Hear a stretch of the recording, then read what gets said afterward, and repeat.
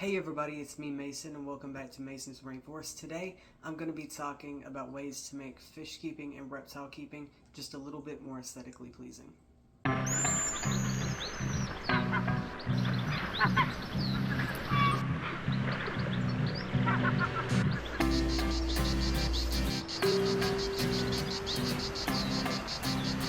Now, we all love our pets, there's no denying that, but when it comes to pet care, especially when it comes to exotics such as fish and reptiles, it's not always glamorous. Some parts of it can be rather unsightly or even gross, so I'm going to show you some small changes you can make to make fish and reptile keeping just a little bit more aesthetically pleasing.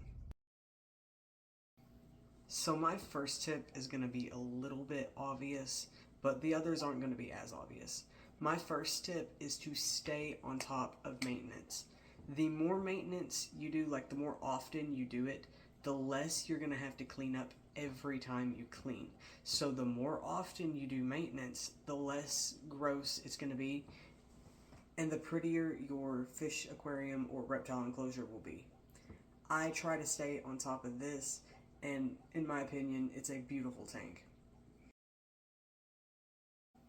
So my second tip is going to be in regards to live food cultures, such as brine shrimp, daphnia, in the case of reptiles, springtails, and insects.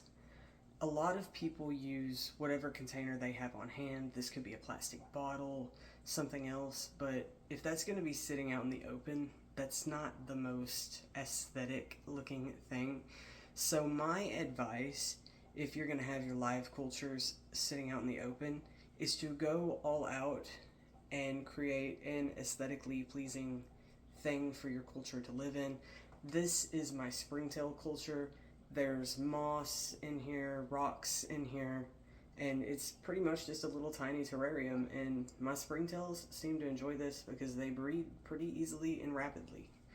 And I'm also going to edit in a clip of my Daphnia cultures. I went all out and decorated them. There's rocks, there's substrate, and I actually display them with my plants. It's not something I have to sit in the corner of the room and hope nobody sees. I actually think they look good considering they're a live food culture. Also, quick side note, I wanted to also mention that another reason why you might want to set up your cultures this way could be an ethical reason as well. Even if it's just a tiny feeder, I personally feel like I should at least put effort into how they're living and their care, even if they're just a tiny little feeder animal.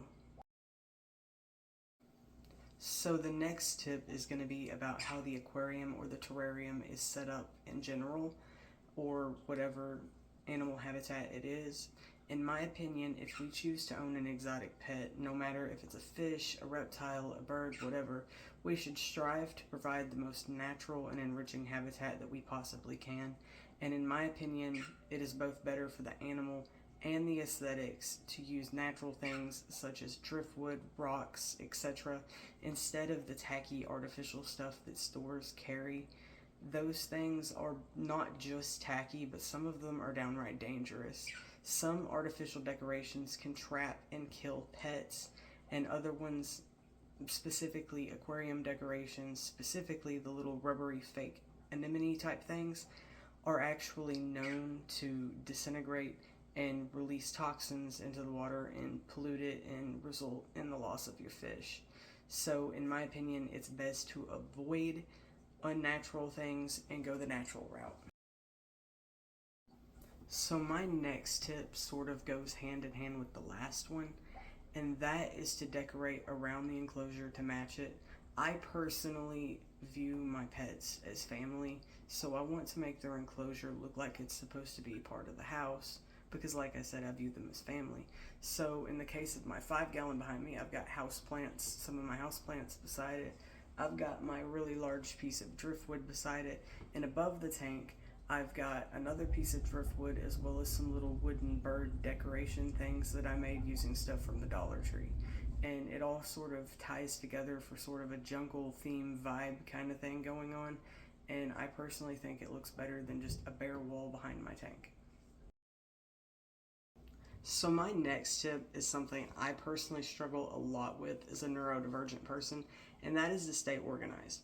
The more organized you stay, the less messy the room gets, the better everything looks, and the easier it is to find everything, especially if your brain works like me and everything is out of sight, out of mind. I managed to lose an entire can of fish food that I never found because I set it down somewhere and it out of sight, out of mind, and just blipped out of existence.